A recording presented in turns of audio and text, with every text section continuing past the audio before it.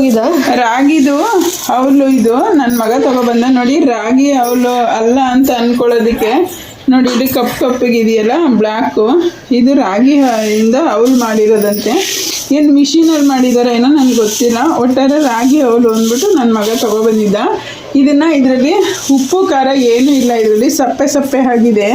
ಅದಕ್ಕೆ ನಾನು ಈ ಉತ್ತರ ಕರ್ನಾಟಕದ ಕಡೆ ಗಿರಿಮಿಟ್ ಅಂತ ಮಾಡ್ತಾರೆ, ಆ ಥರನ ನಾನು ಇದರಲ್ಲಿ ಮಾಡ್ತೀನಿ. ಬೇಕಾಗೋ ಸಾಮಗ್ರಿಗಳು ಅಷ್ಟೇ, ಎಷ್ಟೊಂದು ಜಾಸ್ತಿ ಏನು ಬೇಕಾಗಲ್ಲ. ಕಡಲೆ ಬೀಜನ ಮೊದಲಿಗೆ ಹಾಕೋಣ.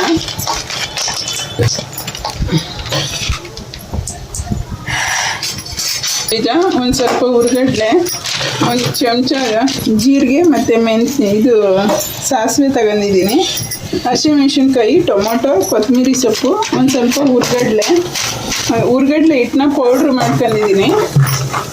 ಮತ್ತು ನಾನು ಈರುಳ್ಳಿನ ಕಟ್ ಮಾಡಿಬಿಟ್ಟು ಒಂಚೂರು ಬೆಚ್ಚಗೆ ಬಿಸಿಲಿತ್ತು ಅದರಲ್ಲಿಟ್ಟೆ. ಇದು ಕಪ್ಪಿಗೆ ಫ್ರೈ ಒಂಥರ ಬ್ರೌನ್ ಕಲರ್ ಫ್ರೈ ಆಗಬೇಕಲ್ಲ, ಅದಕ್ಕೆ ನೀರಿನ ಅಂಶ ಇದ್ದರೆ ಸ್ವಲ್ಪ ನಿಧಾನ ಆಗುತ್ತೆ ಅಂದ್ಬಿಟ್ಟು ನಾನು ಒಂಚೂರು ಬಿಸಿಲಿಗೆ ಇಟ್ಟೆ, ಒಂದು 2 ನಿಮಿಷ. ಕಡಲೆಕಾಯಿ ಬೀಜ ಆಗಿದೆ. ಇವಾಗ ಹುರ್ಗಡ್ಲೆ ಹಾಕ್ಕೊಳ್ತೀನಿ. ಇದು 1 ನಿಮಿಷ ಆದರೆ ಸಾಕು.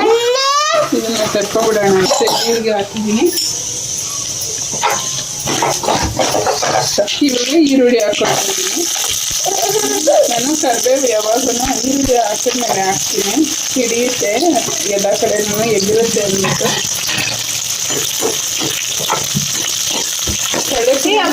ಕಡಲೆಪುರಿನಲ್ಲಿ ಇದೇ ಥರ ಮಾಡ್ಕೋಬೋದು. ನಾನು ಈ ಹೌಲಲ್ಲಿ ಉಪ್ಪು ಖಾರ ಏನೂ ಇಲ್ವಲ್ಲ, ಅದಕ್ಕೆ ಇದೇ ಮೆಥಡಲ್ಲಿ ಕಡಲೆಪುರಿನ ಮಾಡ್ಕೋಬೋದು. ಇದು ಗಿರಿಮೆಟ್ ಅಂತ ಮಾಡ್ತಾರೆ. ಅವಲನ್ನ ನೋಡಿ ಉಪ್ಪು ಹಾಕೋಬೇಕು ಇರುತ್ತೆ. ಸ್ವಾಸ್ಲಿ ಕಡಲೆಪುರಿ ಆದರೆ ಸ್ವೀಟ್ ಇರುತ್ತೆ, ಬೆಲ್ಲ ಹಾಕುವಂಥ ಅವಶ್ಯಕತೆ ಇಲ್ಲ. ಈ ಬೆಂಗಳೂರಲ್ಲಿ ಸಿಗುವಂಥ ಕಡಲೆಪುರಿ ಆದರೆ ಉಪ್ಪಿನ ಅವಶ್ಯಕತೆನೇ ಇಲ್ಲ, ಅಷ್ಟು ಉಪ್ಪಿರುತ್ತೆ. ಬರೀ ಒಗ್ಗರಣೆಗೆ ಮಾತ್ರ ಎಷ್ಟು ಬೇಕು ಅಷ್ಟನ್ನು ಉಪ್ಪು ಹಾಕಿದ್ರೆ ಸಾಕಾಗುತ್ತೆ. ನೀವು ಇವಾಗ ನಾನು 4 ಹಸಿಮೆಣಸಿನ್ಕಾಯಿ ಕಟ್ ಮಾಡಿದ್ದೀನಿ. ಮೆಣಸಿನ್ಕಾಯಿ ಪುಡಿ ಏನೂ ಹಾಕಲ್ಲ, ನಾನು ಅಚ್ಕಾರದ ಪುಡಿ ಏನೂ ಹಾಕಲ್ಲ. ಹಸಿಮೆಣಸಿನ್ಕಾಯಿನೇ ಸ್ವಲ್ಪ ದಪ್ಪ ಕಟ್ ಮಾಡಿ ಹಾಕಿದ್ದೀನಿ. ಈರುಳ್ಳಿಗೆ ನಾವು ಬೇಡ ಅಂದರೆ ಮೆಣಸಿನ್ಕಾಯಿ ತೆಗೆದು ಹಾಕ್ಬಿಡ್ಬೋದು. ಇವಾಗ ಬ್ರೌನ್ ಕಲರ್ ಆಗಿದೆ. ಇವಾಗ ಒಂಚೂರು ಅರಿಶಿನ ಪುಡಿ ಹಾಕೊಳ್ಳೋಣ. ಇಷ್ಟೊಂದು ಗಂಟ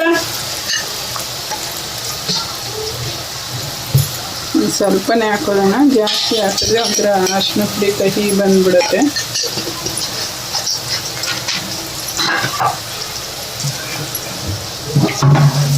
ಒಂದು ಚೂರೇ ಹಿಂಗೆ ಹಾಕ್ತೀನಿ.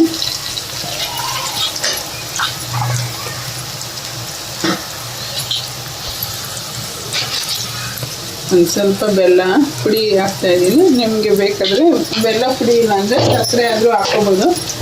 ನಾನು ಆರ್ಗ್ಯಾನಿಕ್ ಬೆಲ್ಲ, ಅದು ಪುಡಿಯಾಗಿರುತ್ತೆ, ಹಾಗಾಗಿ ನಾನು ಬೆಲ್ಲದ ಪೌಡರ್ನ ಮಿಕ್ಸ್ ಮಾಡ್ಕೊಂಡಿದ್ದೀನಿ.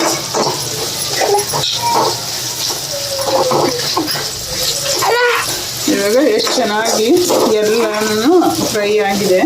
ಈಗ ಮೆಣಸಿನ್ಕಾಯಿ ಖಾರ ಎಲ್ಲ ಬಿಟ್ಕೊಂಡಿದೆ ಈರುಳ್ಳಿಗೆ.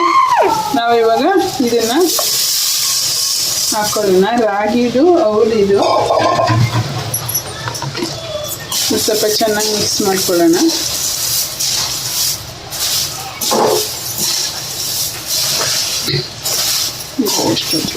ನೋಡಿ, ಇವಾಗ ಮಿಕ್ಸ್ ಮಾಡುವಾಗ ಇದನ್ನು ಸೇರಿಸ್ಕೊಳ್ಳೋಣ ಜೊತೆಗೆ.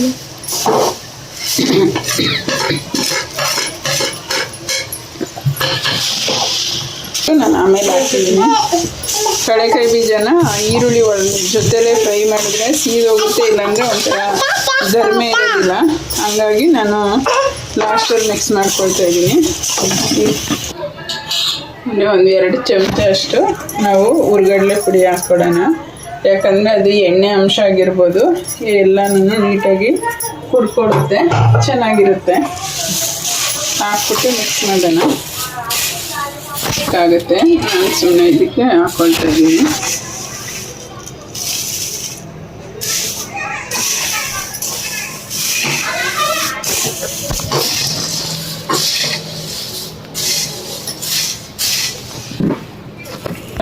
ಅದನ್ನು ಅಲ್ಲಲ್ಲಲ್ಲಿ ಒಂದೊಂದು ಹಾಕ್ಕೊಳ್ಳೋಣ.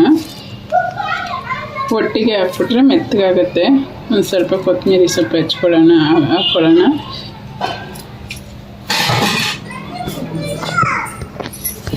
ಮತ್ತು ಒಂದು ಸ್ವಲ್ಪ ಈ ಸಣ್ಣದು ಚೋಚ ಇರುತ್ತಲ್ಲ, ತುಂಬ ಸಣ್ಣದು, ಇದನ್ನು ಹಾಕ್ಕೊಂಡು ಈ ಥರ ಹಾಕ್ಕೊಳ್ಳೋಣ. ತುಂಬಾ ಚೆನ್ನಾಗಿರುತ್ತೆ. ಚಳಿಗೆ ಬೇಸಿಗೆಗೆ ಅಂತ ಏನಿಲ್ಲ, ತುಂಬ ಚೆನ್ನಾಗಿರುತ್ತೆ ಇದು. ಈ ಥರ ಮಾಡ್ಕೊಳ್ಳಿ ಸ್ನೇಹಿತರೆ. ಕಳ್ಳೆಪುರಿನಲ್ಲೂ ಮಾಡ್ಬೋದು ಇದು, ಗಿರ್ಮಿಟ್ಟು ಅಂತ. ಮತ್ತು ನಾನಿವತ್ತು ರಾಗಿ ಅವಲಿನಲ್ಲಿ ರುಚಿಕರವಾದ ಗಿರ್ಮಿಟ್ ಮಾಡಿಕೊಟ್ಟಿದ್ದೀನಿ. ನೀವು ಮಾಡಿ, ಮಕ್ಕಳಿಗೆಲ್ಲ ಕೊಡಿ. ರಾಗಿನ ಫಸ್ಟೇ ತಿನ್ನಲ್ಲ ಜನಗಳು ಇವಾಗ. ಎಲ್ಲರಿಗೂ ಕ್ಯಾಲ್ಶಿಯಂ ಕಡಿಮೆ ಅಂತಾರೆ. ಮಕ್ಕಳುಗಳು ಅಷ್ಟೊಂದು ತಿನ್ನೋದಕ್ಕೆ ಇಷ್ಟಪಡೋದಿಲ್ಲ. ಹಾಗಾಗಿ ತಿಂತಾರೆ. ಮಾಡಿಕೊಡಿ ಸ್ನೇಹಿತರೆ. ಮತ್ತು 4 ಗಂಟೆ 5 ಗಂಟೆ ಹಂಗೆ ಮತ್ತು ಸ್ನ್ಯಾಕ್ಸ್ ಥರನೂ ಆಗುತ್ತೆ, ರುಚಿಕರವಾದದ್ದು ಮತ್ತು ಹೆಲ್ದಿಯಾದ ಫುಡ್ಡು ಆಗುತ್ತೆ. ಮಾಡಿಕೊಡಿ ಸ್ನೇಹಿತರೆ. ನಾನು ವಿಡಿಯೋ ನೋಡಿದ್ದಕ್ಕೆ ಧನ್ಯವಾದಗಳು.